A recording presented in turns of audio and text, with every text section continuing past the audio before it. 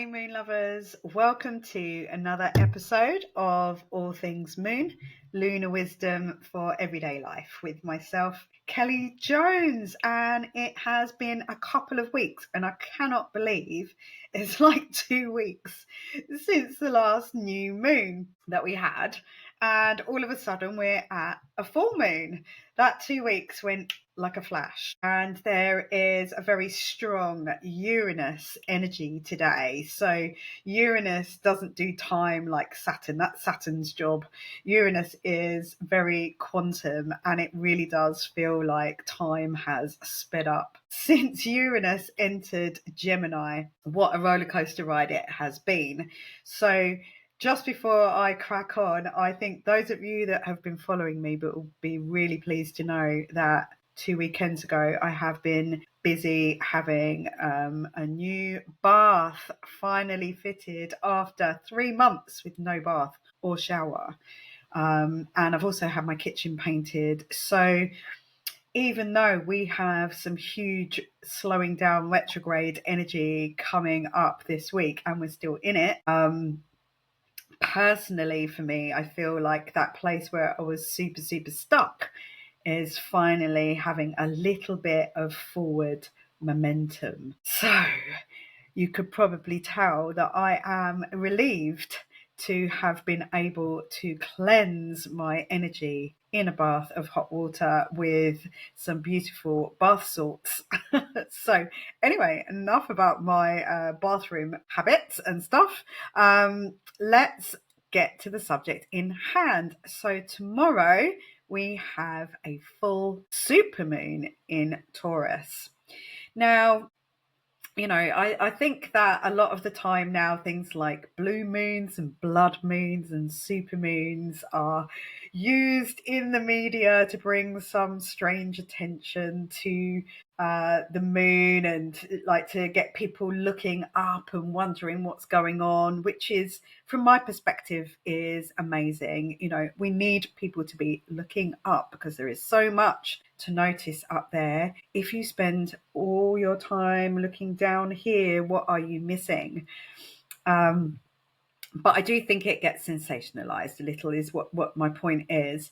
But it is the third consecutive supermoon in a row. So that's 3 full moons in a row that have been closer to the Earth than they can be. So because of the elliptical movement of everything. So it's basically the point in her elliptical orbit, which is known as, when it's the moon's perigee is the name, not pedigree, perigee.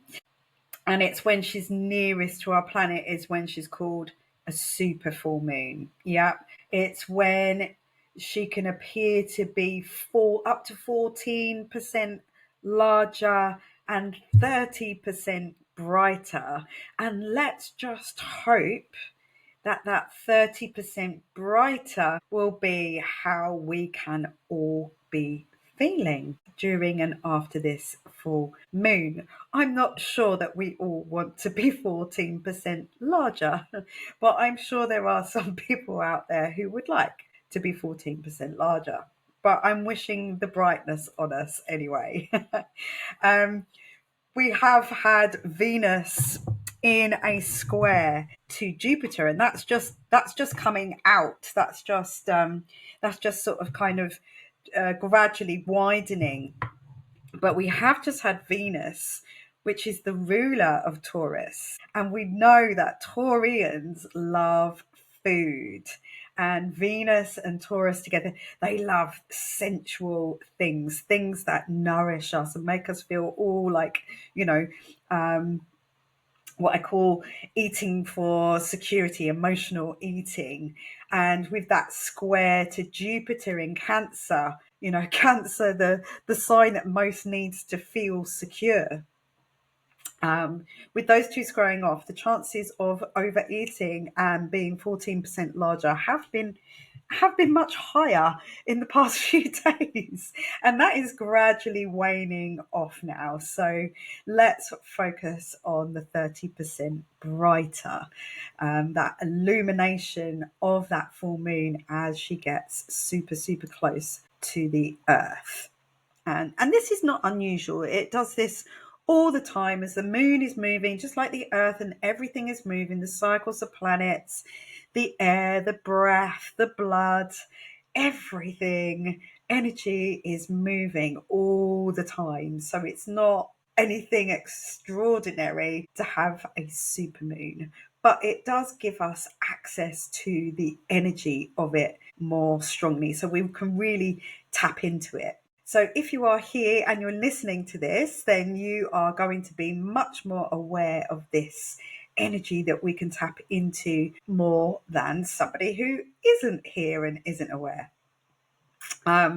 So because when the it is a fact, it's a scientific fact that the energetic waves of the moon as she comes in closer and moves out further have an effect on the tide. So as she gets brighter, the tides are affected, our sleep can be affected, our emotions, the water. The moon represents our emotions, our internal world in our birth chart. So an astrologer will look at your chart and they will look for where the moon is to see what's going on inside you.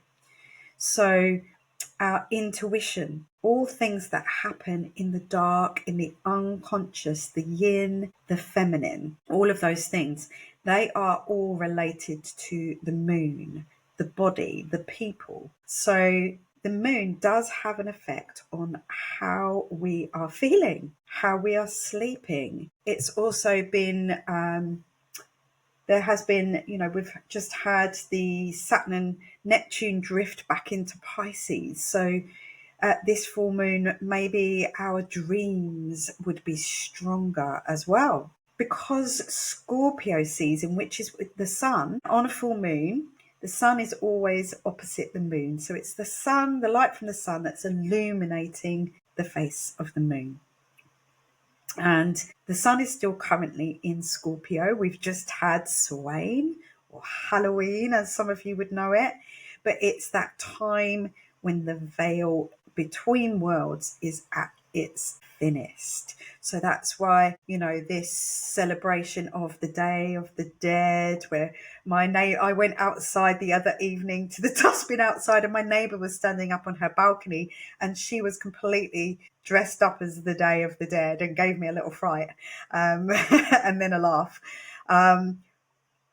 But with the veil being thinnest, Scorpio being the water sign, the deepest water, the most unconscious stuff that there is, it's the depths of us, the depths of our psyche. The moon being so close, this yin, feminine, psychic abilities, vivid dreams, everything to do with being in the dark, our inner environment is all easier to access right now. So our intuition would be stronger. So the ability to trust ourselves should be stronger too. And I feel like that's a big subject for this moon that we are going to be looking at. Taurus is very sensual. It's about pleasure. It represents food, abundance, money, harvest.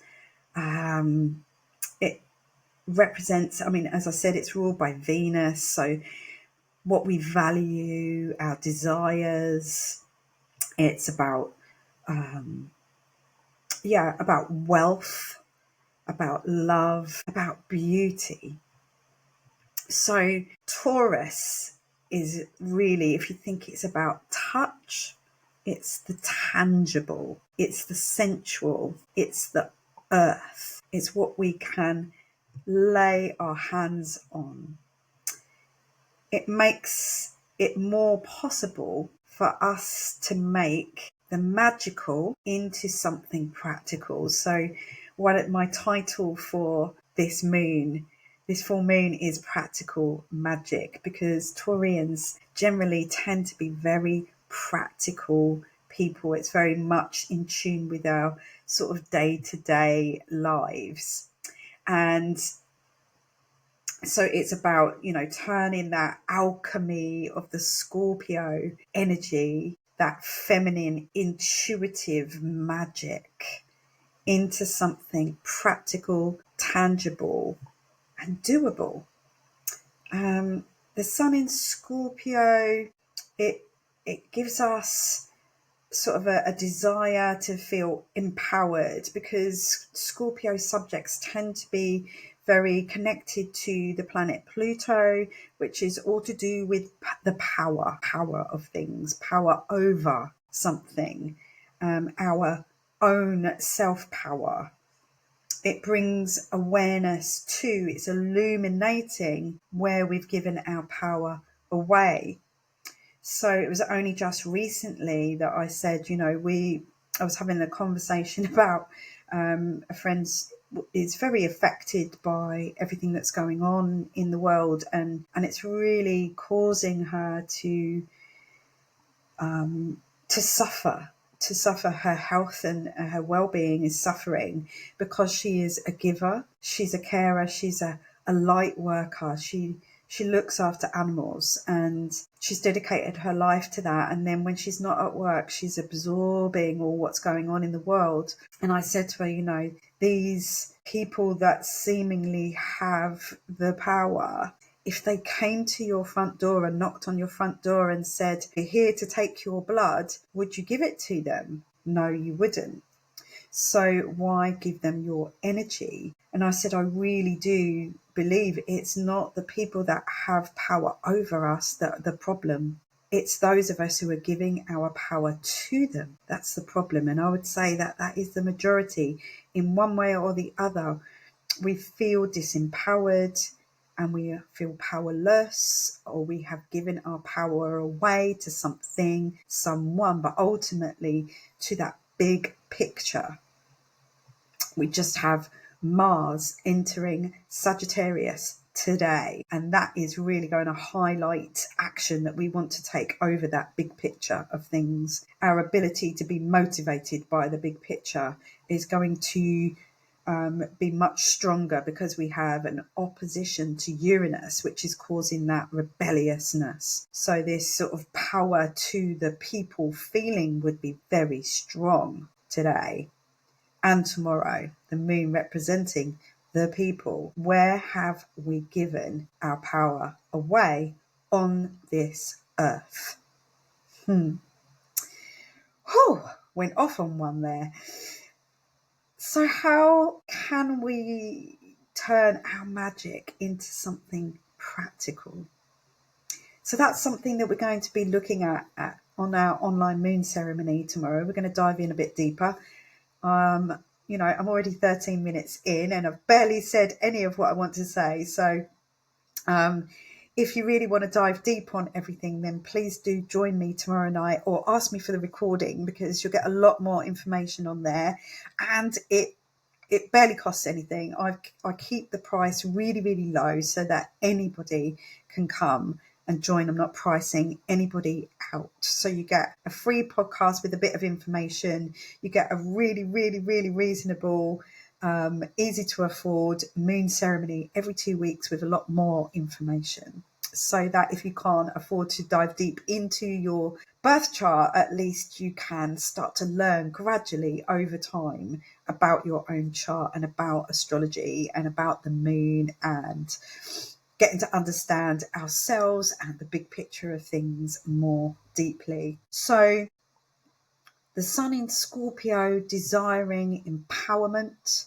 It brings awareness to where we've given our power away. Together, the sun and the moon in Taurus and Scorpio have us kind of peering behind.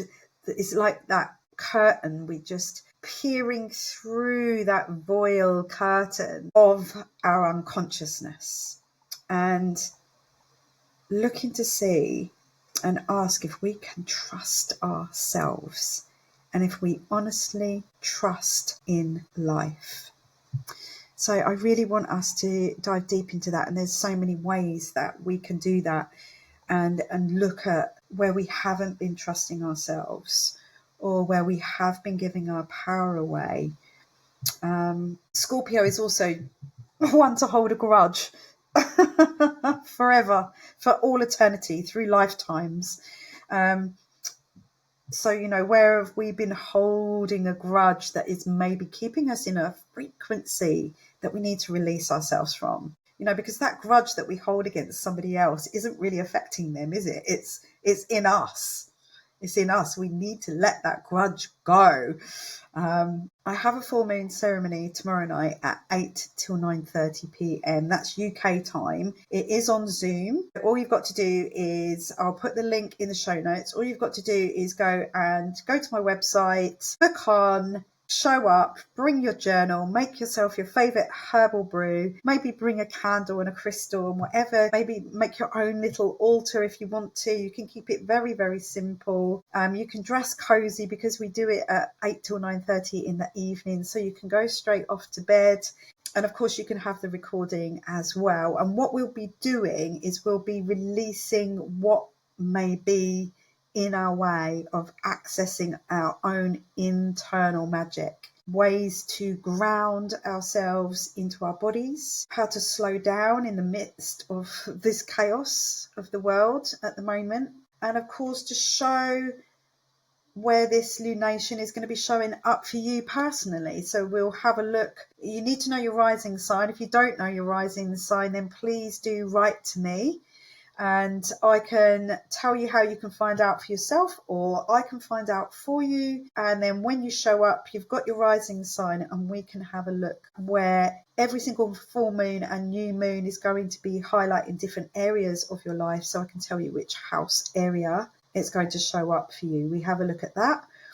And of course, how the current, all the other planets, how they're aligned right now is going to affect us on a collective level and possibly personally as well, because it affects us all as a whole. And I can only be very general on this podcast, same as, all astrologers can only really whiz through a horoscope. So getting to know and understand your own chart will, one, relieve you of having this mass worry for everybody. And it will help to show you how, I really believe it's how we are in the world that makes a difference to the world around us. We can't fix what's over there and not address ourselves. It's much better to do it from here, locally. Who is it? It's Rick Merlin Levine. He's an astrologer. He's been an astrologer for sort of over 50 years. And he says, think globally, act locally. And so, yes, look at the big picture, but look at how locally you can make a difference to that big picture. That's really what I'm very much about. So, yeah, how the above is reflected here below is what we'll be looking at. If you can't join me, if you can't, pay for the recording and you're just listening to this now, then please do make the most of this energy of the moon being so close to the earth. Go outside under the full moon, touch the earth somehow. None of us are really wanting to put our bare feet on the ground too much, unless you're a real earth being who doesn't mind having cold, wet, soggy feet. Then, today it's actually quite nice. It's dry out there. So if you can get your feet on the ground, perfect.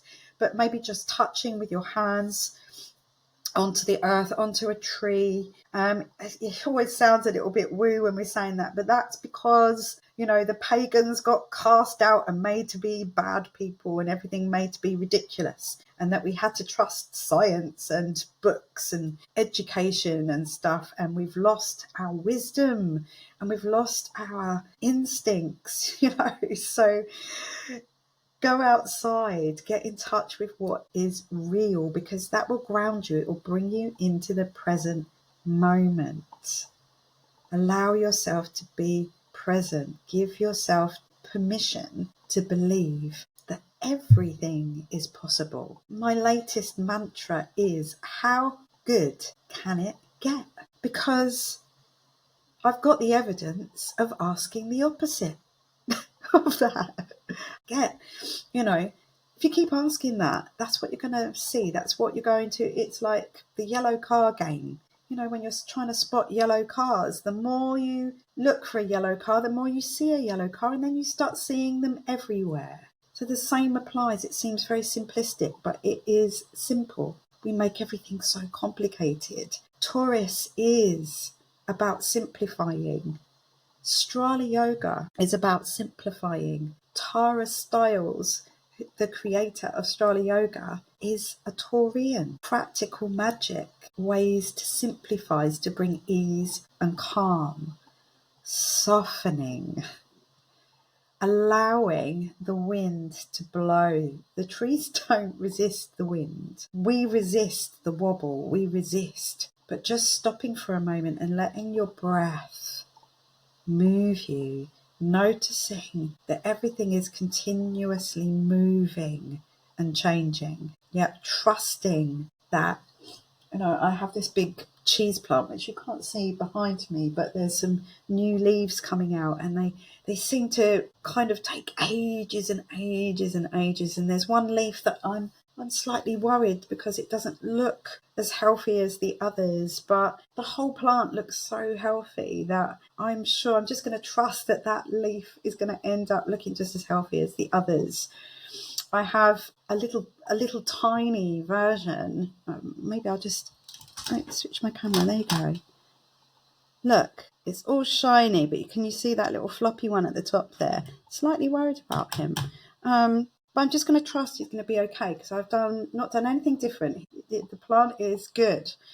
And I've got a very tiny little miniature Monstera plant that I've been trying to save since the summer from Patch, where I teach a Pilates and a yoga class, which is this evening, by the way. So if you catch this early enough, come and join me for a Pilates or yoga class down at Patch. But I look after their plants there, and one of their little plants was really suffering because it just didn't like all the EMFs, because it's a co-working space. There's computers and devices everywhere. That radiation from everything, it wasn't liking it. I brought it home and I really did think it was going to die. I've tried all kinds of things, put it in the greenhouse, and finally I brought it in and I popped it. I didn't know where to pop it, so I popped it in the top of my downstairs shower room. There's a towel rail in there. Popped it in the top of the towel rail, and you know what? I am so proud of that little plant, and it's started to grow. It's just grown another leaf.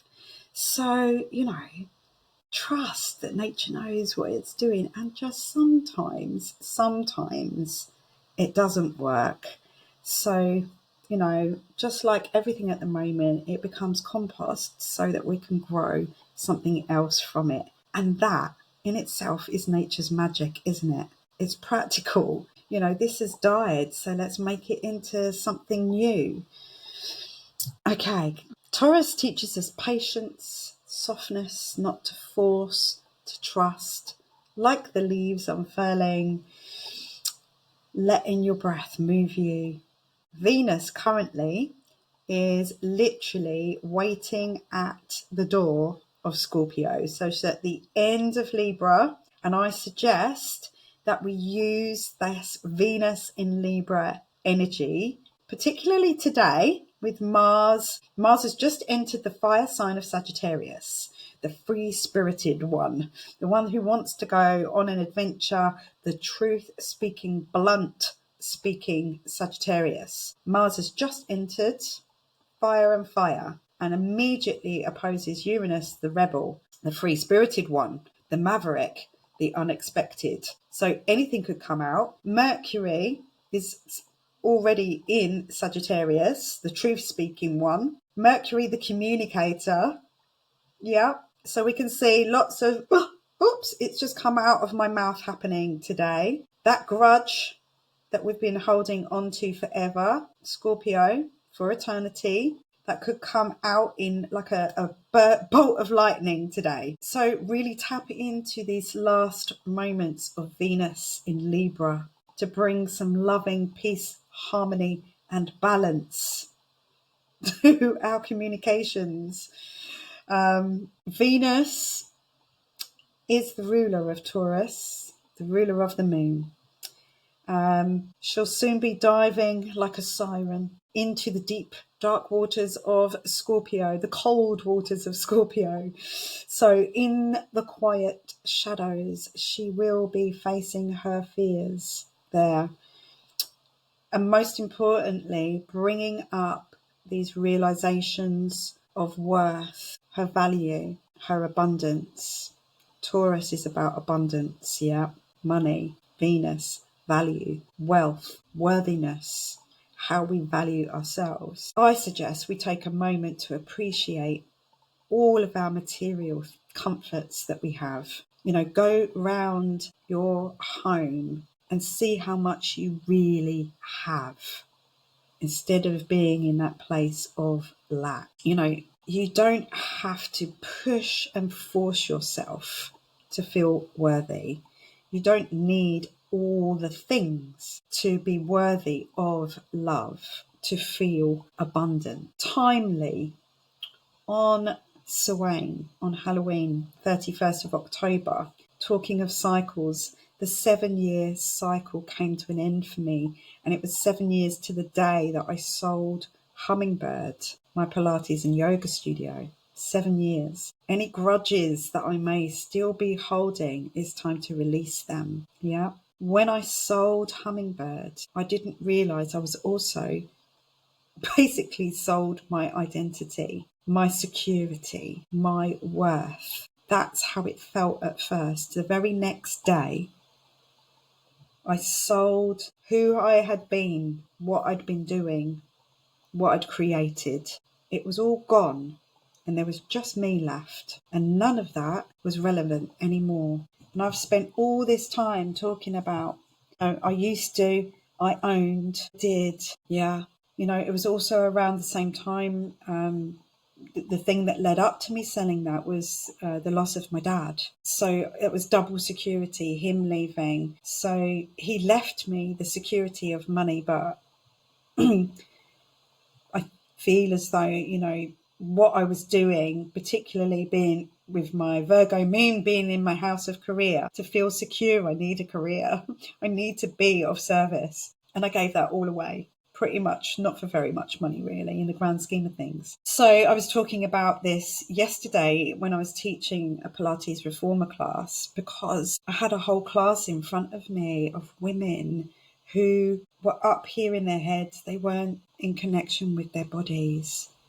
They were forcing and pushing. One of them confessed to me that at the end that she had realized she'd injured herself through not really doing it properly and seeing what everybody else was doing and feeling as though, oh, they've got that heavy spring on, so I need to be able to do that.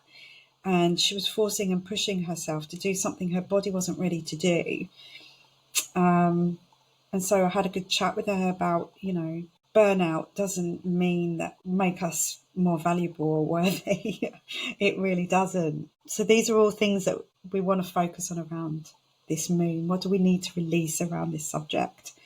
You know, when Taurus is in her highest expression, she's creative, very creative. She's secure. She's nourished by good food. She dances like no one's watching, but in her lowest expression, she's stubborn, resistant to change, clinging to her blankie, sucking her thumb in her mouth. You know, true security and inner strength do not come from gripping too tightly. And that was an exact metaphor for what I was looking at yesterday in my class. No matter how many times I said, soften, open your palms, because it will allow your internal muscles to work. So you get that internal strength. They were gripping and forcing too tightly onto the bars and not trusting their body, not trusting themselves. So a journaling prompt for you all. We're going to go over this again at the moon ceremony tomorrow with more questions. So we're going to be giving you many more journaling prompts around this subject and around all of these matters. But this one is for you all to ponder on. Where am I still relying on external, material and physical matters to feel valuable and worthy. Once you've worked that out, go outside under the moon, write it down, rip it out, burn it. Use the fire energy of Mars in Sagittarius to take action on the bigger picture, on the higher meaning of things. Yeah. And then return it to the earth. Yeah. And trust. How good can it get? Okay. So there is, a slight chance that with this Uranus Mars energy, that like a bolt of lightning can come out the sky and set fire to and ignite, an explosive outburst. It might alight a fight. But as I said, tap into this Venus in Libra, Jupiter in Cancer energy. Let Jupiter expand your optimism, Sagittarius optimism. Jupiter is the ruler of Sagittarius, so tap into that Jupiter energy to expand your sense of humour and allow yourself to laugh. Let the grudge go. Don't let that grudge get in the way of you laughing. Yeah. So I'm going to pull us an oracle card. In the meantime, I pulled myself an oracle card. And for those of you that can't see this is the Rebecca Campbell, the Inner Temple Oracle. They're my latest. I'm absolutely obsessed with these. I don't get anything from Rebecca for telling you about this. I just love them. It comes with a little altar stand. So it's got this beautiful little gold frame on it that you can pop the card of the day into to remind yourself. And the card that came out for me today is golden.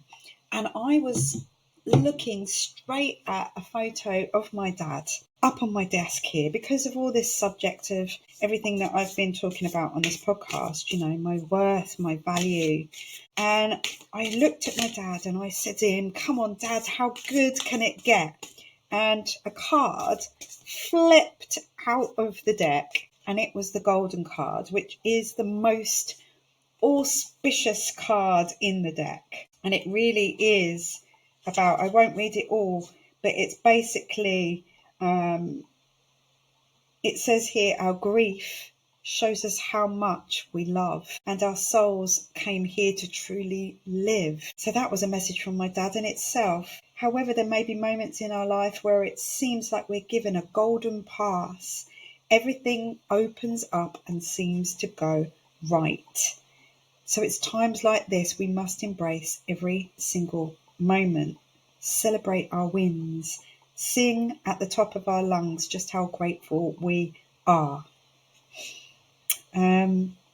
So this is the most glorious card to receive. It's a sign things are golden for you. So, and life is on my side. So I'm absolutely wanted to share that with you. I am totally sold on how good can it get. So let's watch how good it can get over here at All Things Moon headquarters.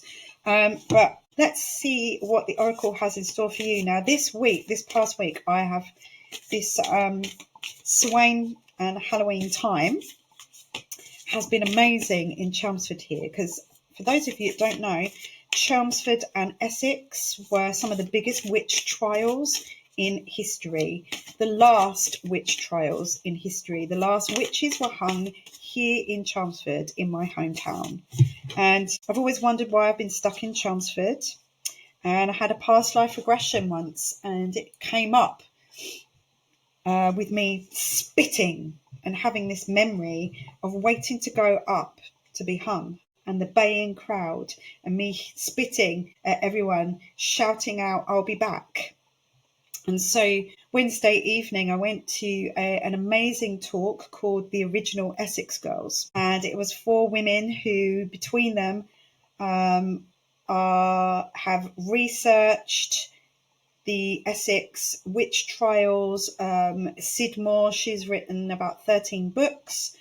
Some of them are fiction, but they're fiction books, but they're all based on the Essex witch trials and how that's connected to the Essex girl stereotype. There are two girls who have been researching and working really hard to open an Essex Witch Museum, because there is nothing really to honour the memory of these women who were persecuted for simply being nothing more than healers, midwives, brewers, people that had that natural, practical magic of knowing how to work with the land, with nature, with the earth. This is so significant right now for this full moon. There was another girl who was there. She was a herbalist and felt very strong about how we have been pulled away from the land, about how this patriarchal society has, pulled us into trusting science and men who have read books and away from that natural midwife. It was such a strong conversation, and we all went and laid flowers, roses, with messages on at the Shire Hall in Chelmsford, which is where the courts were, where the Assizes were, where the witches were tried. And we laid them on the steps of the Shire Hall, where there has been a pop-up Essex Witch Museum. This has opened up something in me. It has brought back this past life regression. I also watched a short film called Gossip. Gossip was what a group of women who were helping a woman give birth back in the days of those witch trials were called. So it was where all the women gathered together to help assist the birth of a new baby into their community. Absolutely powerful, very short but powerful film where, who shall not be named, because he doesn't deserve me to talk about him, in history, came along and took away the midwives, the healers, and persecuted them just because of his fear of the women's power.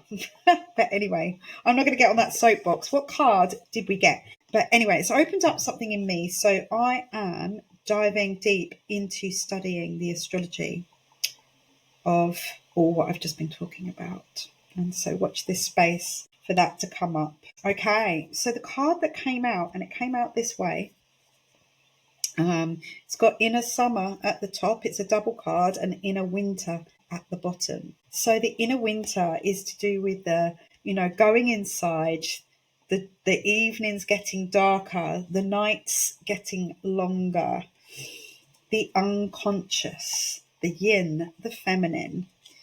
So this is what the oracle wants us to know right now. So inner winter is to do with initiation, rebirth, renewal, rest, going underground, Venus entering Scorpio, the fertile void. Well, if that is not Venus in Scorpio, I do not know what else is. Surrender, mystery, unknowing, death. The end is also the beginning. Union. It feels like nothing will ever grow again. The yearning for rest and quiet. The seasons are the most powerful teachers. Yeah, in their mystery school of nature. How are you being called to slow down? I'm going to leave you on that thought to ponder on.